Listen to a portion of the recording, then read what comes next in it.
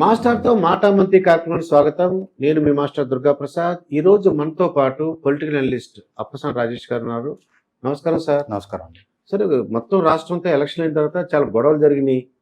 ఇన్ని పరిణామాలు జరిగినా కూడా ఈ జవహర్ రెడ్డిలో గారిలో ఏం మార్పు లేదు సార్. ఆయనలో జవహర్ రెడ్డి గారిలో మార్పు ఉన్నది కాబట్టి జగన్మోహన్ రెడ్డి గారు ఒక దుస్సాహసానికి ఒడిగట్టి, ఎందుకంటే 1956లో ఉమ్మడి రాష్ట్రం ఏర్పాటైన దగ్గర నుంచి 2019లో జగన్మోహన్ రెడ్డి గారి ప్రభుత్వం పదవి బాధ్యతలు చేపట్టేదాకా దాదాపుగా అదొక 44 ఒక 63 సంవత్సరాల రాష్ట్ర చరిత్రలో ఏ ముఖ్యమంత్రి చెయ్యని ఒక సాహసానికి దుస్సాహసం అనాలి దాన్ని జగన్మోహన్ రెడ్డి గారు ఒడిగట్టారు.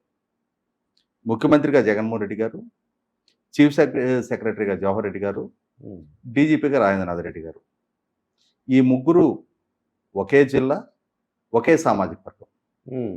ఇప్పటి వరకు రాష్ట్రాన్ని పరిపాలించిన ఏ ముఖ్యమంత్రి అయినా కూడా కొంత విచక్షణ మెయింటైన్ చేసేవారు. ముఖ్యమంత్రిగా రెడ్డి సామాజిక వర్గం ఉంటే చీఫ్ సెక్రటరీ, డీజీపీ వేరే సామాజిక వర్గాలకు సంబంధించిన వారిని ఎంపిక చేసుకునేవారు. అన్నిటికన్నా ముఖ్యంగా తన సొంత జిల్లా వారిని ఎంపిక చేసుకోవాలనే దుస్సాహసం చేసేవాడు గారు. కానీ జగన్మోహన్ రెడ్డి గారు రాజ్యం కన్నా రాజుకి ఎవరైతే విధేయులుగా ఉంటారో, రాష్ట్రం కన్నా పాలకుడిగా జగన్మోహన్ రెడ్డి గారి పట్ల స్వామి భక్తి ఎవరైతే ప్రదర్శిస్తారో వారినే ఏరుకోరి ఎంపిక చేసుకున్నారు. ఎంపిక చేసుకున్నప్పుడు మరి వారికి ఉన్న ఎలిజిబిలిటీ క్రైటీరియా అదే అయినప్పుడు దాన్నే ప్రదర్శిస్తారు కదా. అంతకన్నా భిన్నమైన వ్యవహారశైలి జవహర్ రెడ్డి గారి దగ్గర నుంచి మనం ఎట్లా ఆశిస్తాం? ఆయన ఒరిజినాలిటీకి కన్ఫైన్ అయి ఉన్నారు.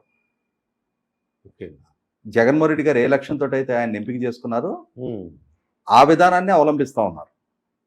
జగన్మోహన్ రెడ్డి గారి పొలిటికల్ ఎజెండాలో భాగంగా, ఆయనకి ఎన్నికల్లో లబ్ధి చేకూర్చడంలో భాగంగా జవహర్ రెడ్డి గారు ఏ నిర్ణయం తీసుకున్నా, ఏ అడుగు వేసినా ఆయన వ్యవహార శైలి మొత్తం కూడా జగన్మోహన్ రెడ్డి గారు అనే ఎజెండా చుట్టూనే కేంద్రీకృతమై ఉంటుంది.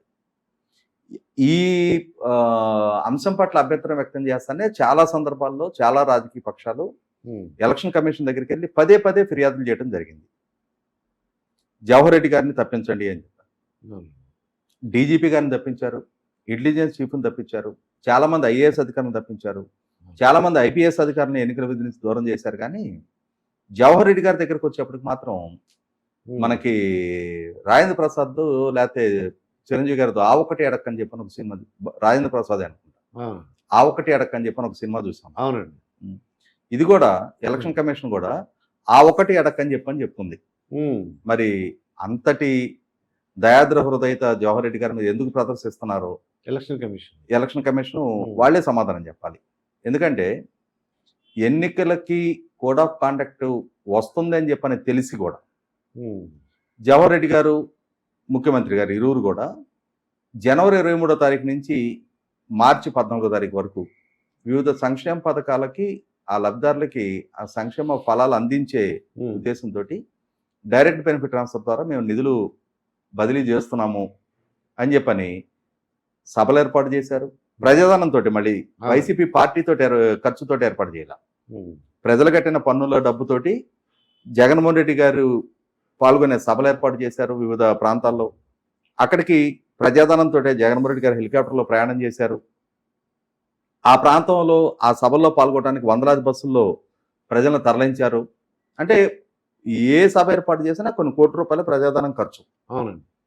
ఇట్లా జనవరి 23 వైఎస్ఆర్ ఆసరా, ఫిబ్రవరి 28 కళ్యాణమస్తు షాదీ తోఫా, మార్చి 1 జగనన్న విద్యా దీవెన, మార్చి 6వ తారీఖు రైతులకు ఇన్పుట్ సబ్సిడీ, మార్చి 7వ తారీఖు వైఎస్ఆర్ చేయూత, మార్చి 14వ తారీఖు ఈబీసీ నేస్తాం.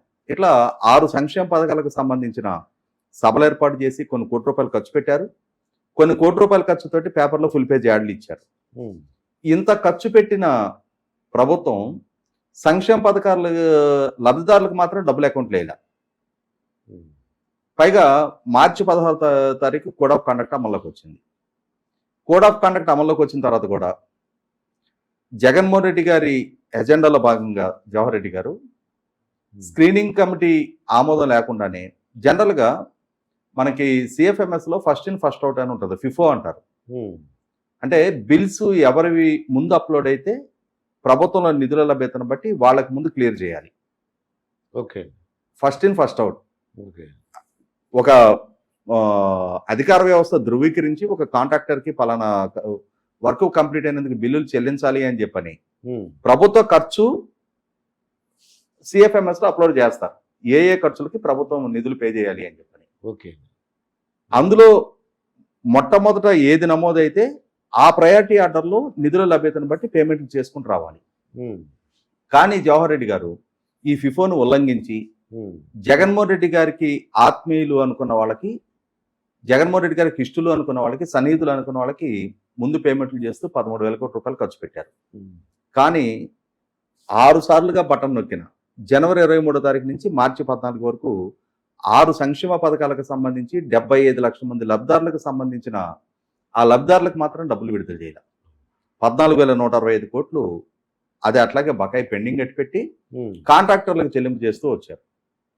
ఈలోగా ఎలక్షన్ కమిషన్ మార్చి 29వ తారీఖు రోజున వాలంటీర్ల ద్వారా సంక్షేమ పథకాల నగదు పంపిణీ పథకాలను ఆపేయండి అని చెప్పని ఒక ఆదేశం ఇచ్చింది.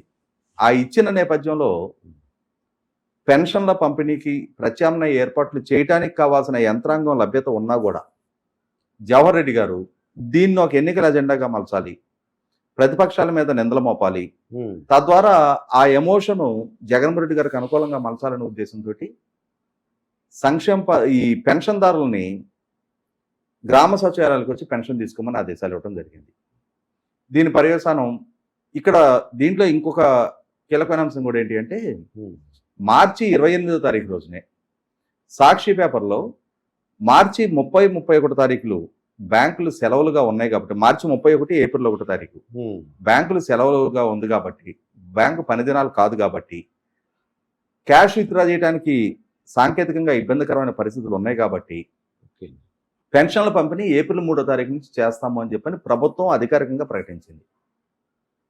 అంటే ప్రభుత్వం ఏప్రిల్ 1కి పెన్షన్ల పంపిణీకి నాట్ ఎట్ ప్రిపేర్డ్, ఓకే వాళ్ళు సిద్ధపడలా, ఉమ్, వాళ్ళకి నిధుల లభ్యత లేదు. ఉమ్, ఉన్న నిధుల్ని కాంట్రాక్టర్లకి బిల్లులు చెల్లింపుకి పే చేస్తున్నారు. ఏప్రిల్ 2వ తారీఖు రోజు మంగళవారం రోజు రిజర్వ్ బ్యాంక్లో బాండ్స్ వేలం ఉన్నాయి. అవును, ఆ బాండ్స్ వేలం పూర్తవ్వాలి, మార్చి 3వ తారీఖు నిధుల లభ్యత జరగాలి. ఆ నిధుల లభ్యత జరిగిన తర్వాత అంటే ఈ పెన్షన్ బిల్లు 1970 కోట్ల రూపాయలు ప్రభుత్వం అధికారికంగా విడుదల చేయాలి. ఆ విడుదల చేసిన తర్వాత బ్యాంకుల నుంచి క్యాష్ విత్డ్రా చేసి పంపిణీ చేయాలి. ఈ ప్రహసనానికి ప్రభుత్వానికి టైం కావాలి. అవును, అయినా సరే 29వ తారీఖు ఎలక్షన్ కమిషన్ ఒక ఆదేశం ఇవ్వగానే దాన్ని సాగ్గా చూపించి తాము సిద్ధంగా లేము అన్న అంశం ప్రజల్లోకి చర్చనీయాంశం కాకుండా ప్రతిపక్షాలు పెన్షన్ పంపిణీని అడ్డుకున్నాయి అని చెప్పని ఆ వృద్ధుల్లో, వితంతుల్లో, వికలాంగుల్లో మానసిక ఆందోళన పెంచే విధమైన ప్రయత్నం ప్రభుత్వం వైపు నుంచి జరిగింది. ఓకే దానికి పూర్తిగా సహకరించింది chief secretary Jawahar Reddy. Election commission ప్రత్యామ్నాయ ఏర్పాట్లు చేయమని ఆదేశాలు ఇచ్చినా ఉమ్, ఇక్కడ వన్స్ కోడ్ ఆఫ్ కండక్ట్ అమల్లోకి వచ్చిన తర్వాత even though he is a chief secretary, ఆయన కూడా ఎలక్షన్ కమిషన్ ఆదేశాల ప్రకారమే నడవాలి తప్ప ఎలక్షన్ కమిషన్ని శాసించే అధికారం చీఫ్ సెక్రటరీకి లేదు.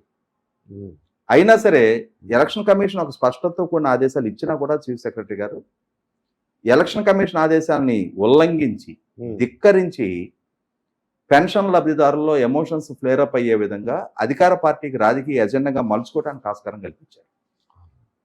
ఏప్రిల్ 1 అయిపోయింది, ఉమ్, మే 1 కూడా అదే విధానాన్ని కొనసాగిస్తూ వచ్చారు. అదే సందర్భంలో ఎన్నికల విధులు ఉల్లంఘనకు పాల్పడుతున్న అధికార పార్టీ నాయకుల అవును, అధికార పార్టీ నాయకుల్ని కట్టడి చేయడంలో కానీ, లేదు చాలామంది అధికారులు పరిధి దాటి ప్రవర్తిస్తుంటే వాళ్ళని కట్టడి చేయడంలో కానీ చీఫ్ సెక్రటరీ గారు ఘోరంగా వైఫల్యం చెందారనేది వాస్తవం. ఉమ్, ఇటువంటి పరిస్థితుల్లో ఎలక్షన్ కమిషన్ దగ్గరికి పదే ప్రతిపక్షాల ఫిర్యాదుల మేరకు డీజీపీ దగ్గర నుంచి రాష్ట్రంలో చాలామంది అధికారులని ఎన్నికల విధుల నుంచి దూరం చేశారు. దూరం చేసి కూడా మే 1వ తారీఖు నాటికి కూడా మళ్ళీ తిరిగి ఇదే పరిస్థితి ఉత్పన్నమవుతూ ఉంది. మే 1వ తారీఖు పెన్షన్ నాటికి కూడా మళ్ళీ సంక్షేమ పథకాల లబ్ధిదారులకి వాళ్ళకి బ్యాంక్ అకౌంట్స్కి ట్రాన్స్ఫర్ చేయడం జరిగింది. అంటే ఇక్కడ మొత్తం ఓవరాల్గా 66 లక్షల మంది పెన్షన్ లబ్ధిదారులు ఉంటే 49 లక్షల మందికి బ్యాంక్ అకౌంట్లకు జమ చేస్తూ 17 లక్షల మందికి డోర్ టు డోర్ డెలివరీకి సిద్ధపడ్డారు. 17 లక్షల మందికి డోర్ టు డోర్ డెలివరీకి సిద్ధపడిన యంత్రాంగం చేతిలో ఉన్నప్పుడు మిగిలిన 49 లక్షల మందికి కూడా డోర్ టు డోర్ ఇచ్చుండొచ్చు. కానీ ఎలక్షన్ కమిషన్ ఇచ్చిన ఆదేశాలకి యంత్రాంగ పరంగా సహాయ నిరాకరణ చేయటం ద్వారా అధికార పార్టీకి పొలిటికల్ మైలేజ్ రప్పించాలనేది జవహర్ రెడ్డి గారి ఎజెండా. ఈయన ఆధ్వర్యంలోనే ప్రధానమంత్రి గారి సభ జరిగింది. ఆ సభకి ఎదురైన భద్రతా వైఫల్యాలు చూసాం. ఇట్లా ఒకటి కాదు, జవహర్ రెడ్డి గారి ఆధ్వర్యంలో జరిగిన ఉల్లంఘనలు ప్రస్తావించుకుంటూ వస్తే ఈ 2-3 నెలల్లోనే కొన్ని వందల గురించి ప్రస్తావించడానికి ఆస్కారం ఉంటుంది. ఆయన ఏ అడుగు తీసి అడిగేసినా జగన్మోహన్ రెడ్డి గారి ఎన్నికల అజెండాలో భాగంగా ఆ పార్టీకి మైలేజ్ తెప్పించే విధంగానే వ్యవహరించారనేది వాస్తవం.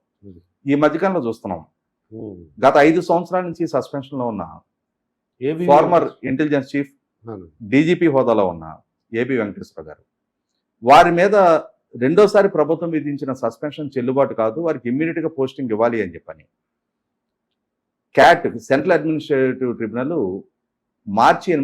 మే 8వ తారీఖు రోజు ఆదేశాలు ఇచ్చింది. మే 11వ తారీఖు రోజు ఏబి వెంకటేశ్వర గారు చీఫ్ సెక్రటరీ గారికి జడ్జిమెంట్ కాపీ తోటి తన దరఖాస్తు ఇవ్వడం జరిగింది, తనకు పోస్టింగ్ ఇవ్వండి అని చెప్పి. ఈ రోజు మనం మే 20వ తారీఖులో ఉన్నాం. అంటే ఆదేశాలు వచ్చిన 12 రోజుల తర్వాత కూడా ఇప్పటికీ చీఫ్ సెక్రటరీ గారు దాన్ని పరిగణలోకి తీసుకోవట్లేదు. ఎందుకు అని అంటే ఈ మే 31కి ఏబి వెంకటేశ్వర గారి రిటైర్మెంట్ పీరియడ్ దగ్గరికి వస్తూ ఉంది. అంటే జగన్మోహన్ రెడ్డి గారి ఎజెండాలో భాగంగా ఏబి వెంకటేశ్వర గారు ఒంటి మీద యూనిఫామ్ చూడకూడదనే ఒక కక్ష సాధింపు ధోరణి ప్రదర్శిస్తున్న జగన్మోహన్ రెడ్డి గారి ఎజెండాలో భాగంగా జవహర్ రెడ్డి గారు వ్యవహరిస్తున్నారు తప్ప, వన్స్ క్యాట్ అంటూ ఒక ఆదేశం ఇచ్చిన తర్వాత దాన్ని అమలుపరిచి తీర్చాల్సిన బాధ్యత అధికారిగా తన మీద ఉందనే అంశాన్ని విస్మరిస్తా ఉన్నారు. ఇక్కడ గమనించుకోవాల్సింది ఏంటి, నిజంగానే జవహర్ రెడ్డి గారికి ఏబి వెంకటేశ్వర గారికి పోస్టింగ్ ఇవ్వడానికి ఆస్కారం లేదు, ఇవ్వదలుచుకోలేదు కాబట్టి ఆయన ఇక్కడ ఒక పాల్పడ్డ అతి పెద్ద ఉల్లంఘన ఏంటి అంటే కోడ్ ఆఫ్ కాండక్ట్ అమల్లోకి వచ్చింది. కోడ్ ఆఫ్ కాండక్ట్ అమల్లోకి వచ్చిన తర్వాత ముఖ్యమంత్రికి విధానపరమైన నిర్ణయాలు తీసుకోవడానికి ఆయన నోవే కన్సర్న్, ఆయనకు అధికారం లేదు.